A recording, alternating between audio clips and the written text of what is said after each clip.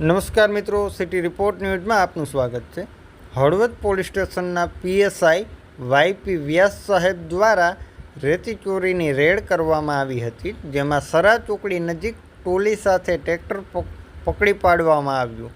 વધુ તપાસ માટે મોરબી ખાણ ખનિજ વિભાગને જાણ કરવામાં આવી હતી। આવા અવનવા વિડીયો જોવા માટે અમારી સિટી રિપોર્ટ ન્યૂઝ ચેનલને લાઇક, શેર અને સબસ્ક્રાઈબ કરો કે જેથી કરીને આવનારા વિડીયોનું સૌથી પહેલું નોટિફિકેશન તમને મળશે। તમારી આસપાસ બનતી ઘટનાઓ અમારા સુધી પહોંચાડવા માટે અમારો નંબર નોંધી લેશો, 97 1200 52 18।